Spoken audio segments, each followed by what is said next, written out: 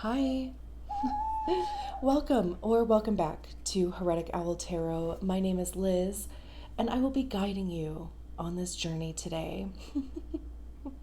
So, this time around, we're going to be using the Guardian of the Night Tarot and then Spirit of the Animals. So, they both kind of have like animal vibes to them, which is kind of cool.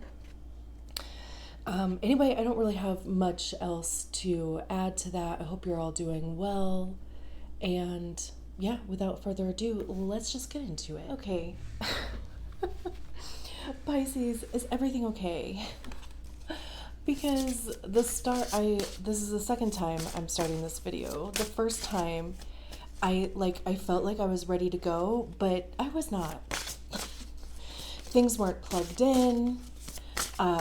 The camera wasn't even facing in the right direction, and I'm just over here talking like we're doing this. So that's kind of funny. But let's get you an oracle card for like an overall vibe. These cards are so big. Both of these decks are like kind of awkward to shuffle. So you might see cards flying all over the place.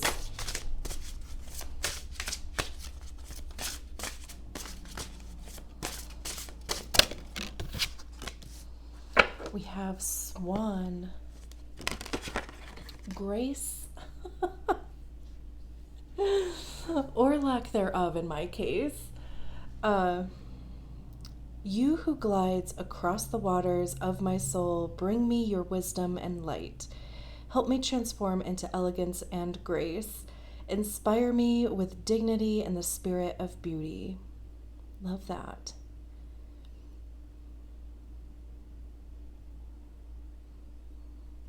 Especially if you are having an experience like mine where it's anything but graceful. Calling in more grace. Let's get some tarot out for you. And I'll probably read from the book on the Swan totem. We have the Wheel of Fortune. Beautiful.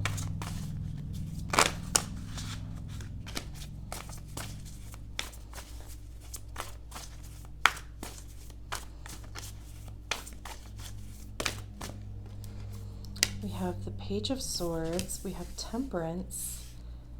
Page of Swords has come out, I think, in every reading so far.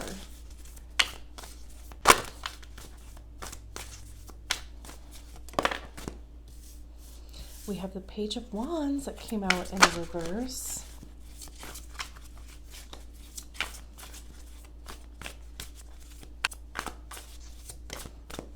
We have the Five of Wands.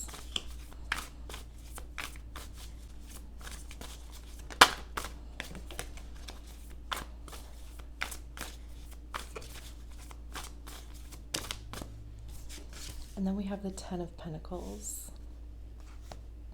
Oh my gosh. And the Ten of Cups at the bottom of the deck.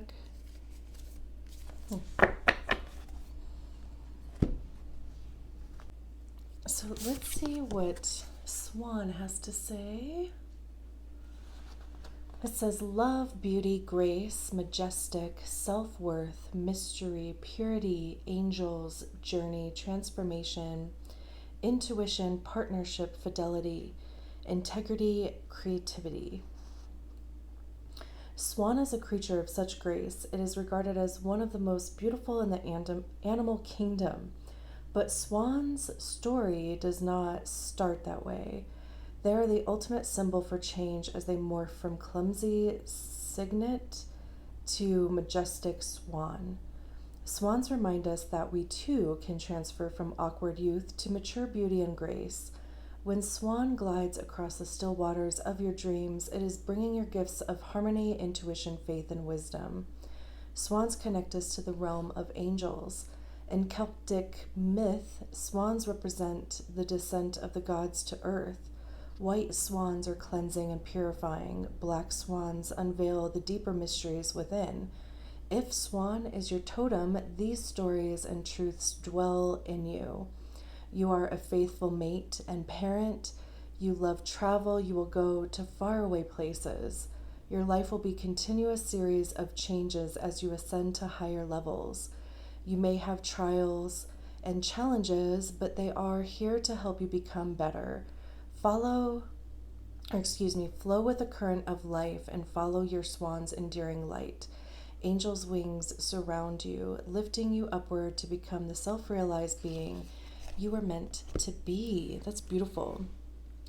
And Pisces is all about the 12th house, right? Like I just kept kind of thinking like 12th house, 12th house with when I was reading that. So maybe even see what your 12th house is, as far as like placement there. Obviously, like if you're a Pisces rising, then 12th house would be Aquarius. Saturn is in Aquarius right now. So there could be some stuff going on. There could be some stuff going on there for you. Obviously, if you are a Pisces sun, not a Pisces rising, then it would depend on wherever Pisces falls in your chart. But also take a look at your 12th house. So anyway, just, it's just kind of interesting how that, kind of tied together with 12th house stuff and very just Piscean things, right? So we start with the Wheel of Fortune, which is beautiful. The Wheel of Fortune is ruled over by Jupiter. Jupiter is in Taurus right now. You might even want to take a look at where Taurus is in your chart and see, kind of what's going on there. But the Wheel of Fortune, I don't even care where the Wheel of Fortune ever comes out.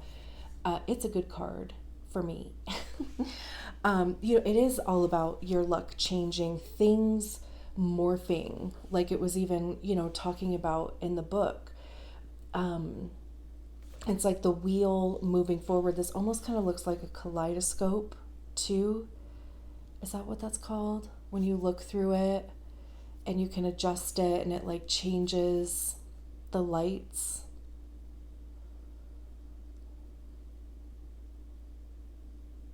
There's a lot of different layers in this too.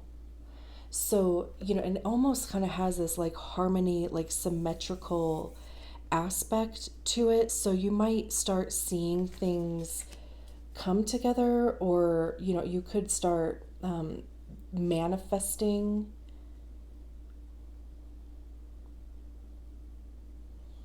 harmony, or just kind of getting a ball moving forward.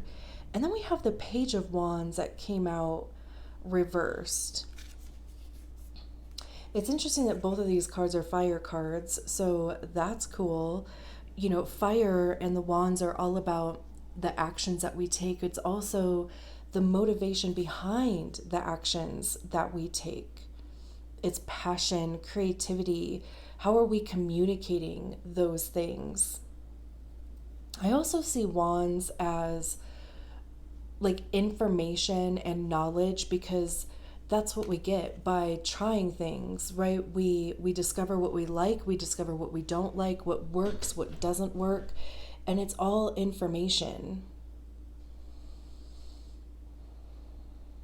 And what's interesting to me in this card, so, pages are the novice ones. Like, we all have to start somewhere, right? And we start at the page. And, usually the page is, a little arrogant, or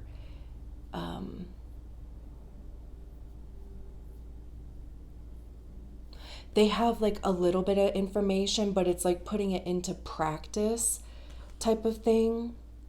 And the Page of Wands is adventurous. They're not going to like being bored. It's all about like fun and getting their hands dirty, trying new things.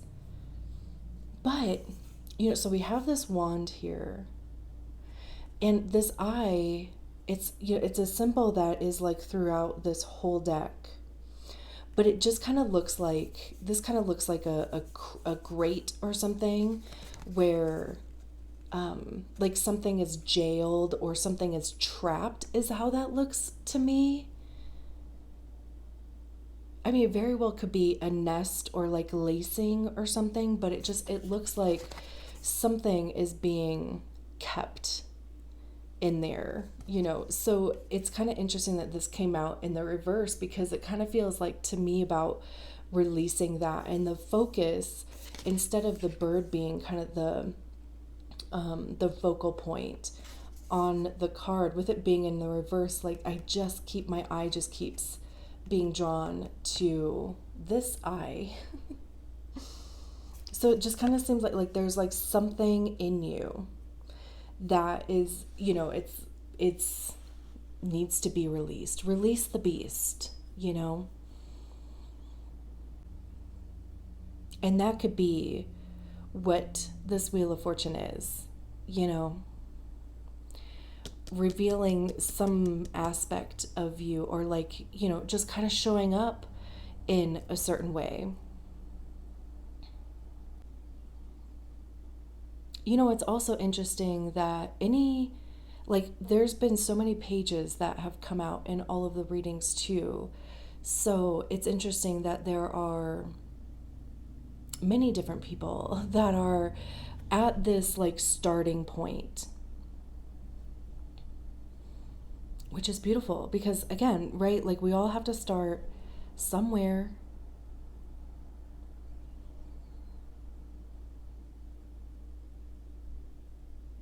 The Page of Swords, swords are all about our minds, its ideas, thoughts, perceptions. I see swords as being the card of our ego also, because that's generally where we hear our ego is in our minds, and our ego is created by the stories that we attach to experiences, whether they were our stories or somebody else, you know, fed us that story.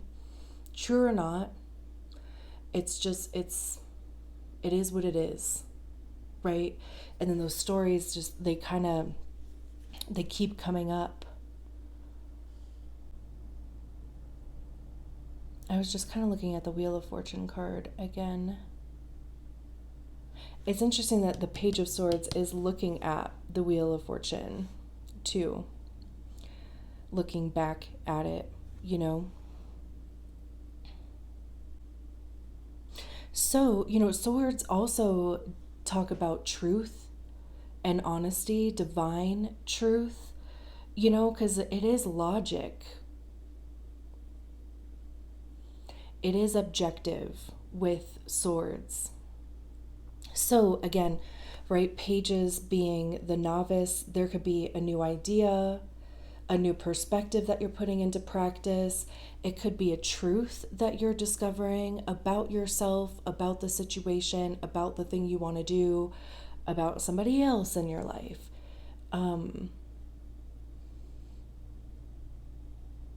And also how they're like standing on that truth here, because, you know, they have their foot on this sword here.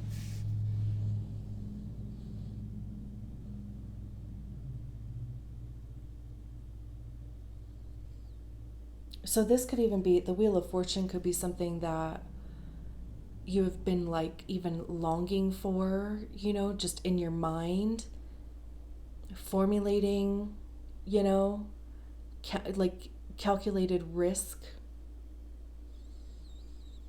And what's also interesting is that since this Page of Wands is in the reverse, this bird is now looking at the Five of Wands. Because if it was upright, it would be looking at the Swan. But instead, it's looking at the Five of Wands.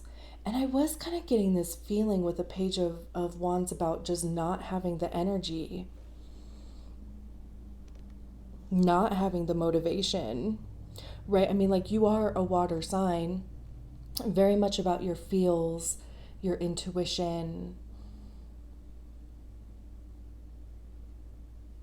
So, with these two fire cards together,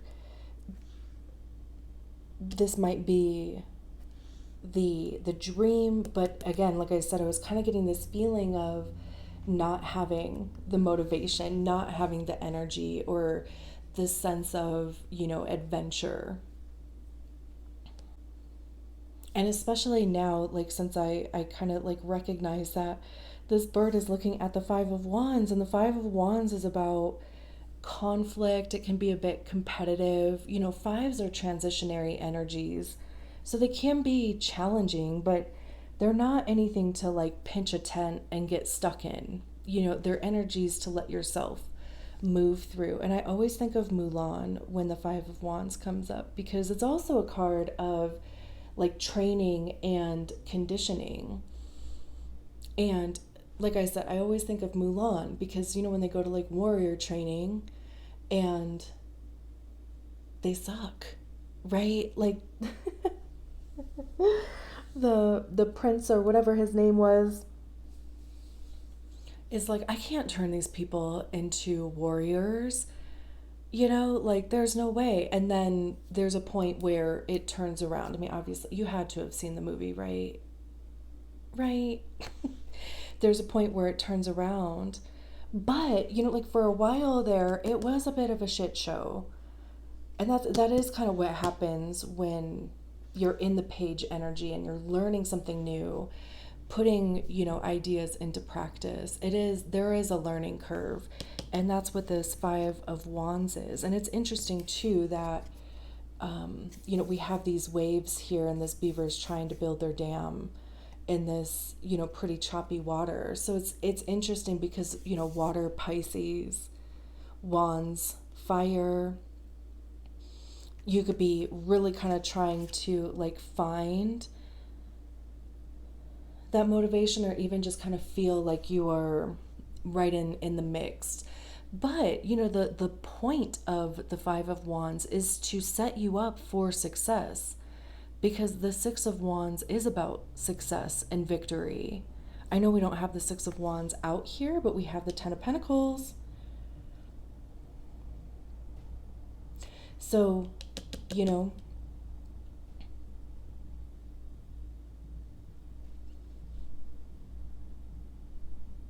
one step at a time with this.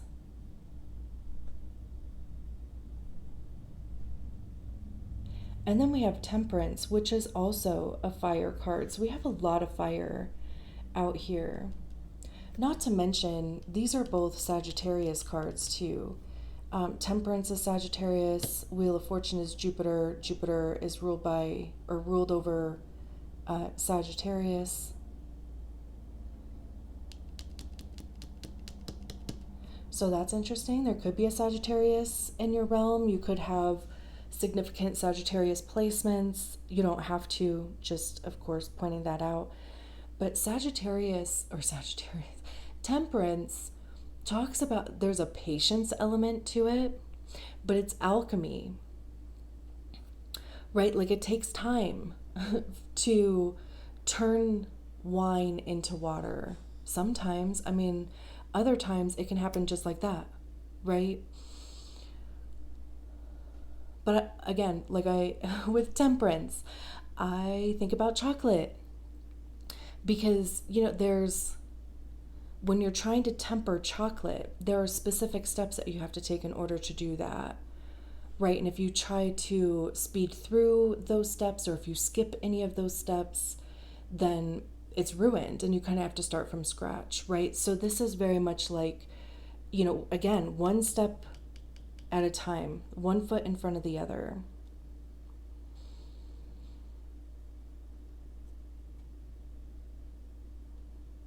Because the more that you do it, the more that you will recognize things starting to change.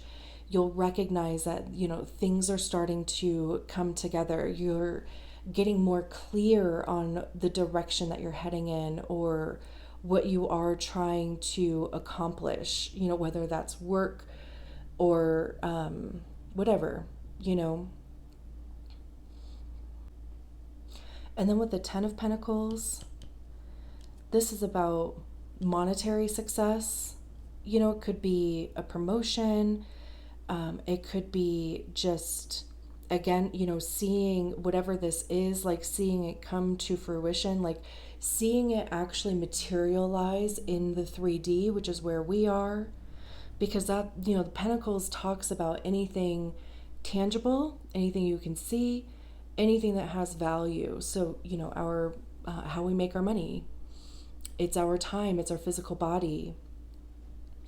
And there's also a generational wealth aspect that comes with the Ten of Pentacles. You know, it's family, chosen or biological. It's again, the manifestation of the thing that you have been working on, this idea. You know, this beaver is looking at the Ten of Pentacles, so it's kind of like, you know, the motivation to do this is to get to this spot.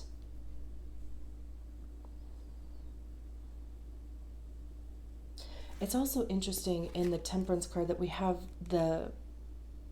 there's a cup here under water is how that looks. And it looks like it's raining too. So there's this like feeling of like, you know, having an abundance of what you need for one thing. Again, you know, just the water element relating back to Pisces, even with the Swan, right? Being in water. And then we have the Ten of Cups. Again, you know, this family or like community aspect here. The Ten of Cups is the minor arcana card to the Sun card. It's everything good. You know, it's feeling purposeful. Everybody around you feels purposeful and fulfilled. There's a diverse group here. So, you know, bringing people together for a common cause or goal or interest. Like everybody's getting along, you know?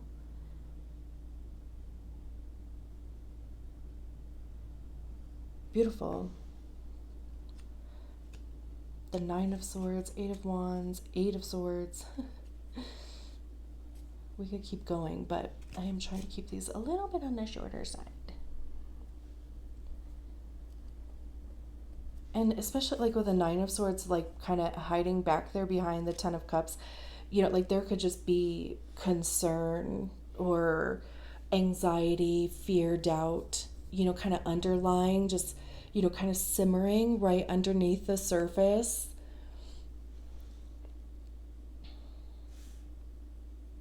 Which, I don't know, you know, I halfway feel like is normal in a certain like capacity, but also it's like it's not necessarily something to allow yourself to also get stuck in,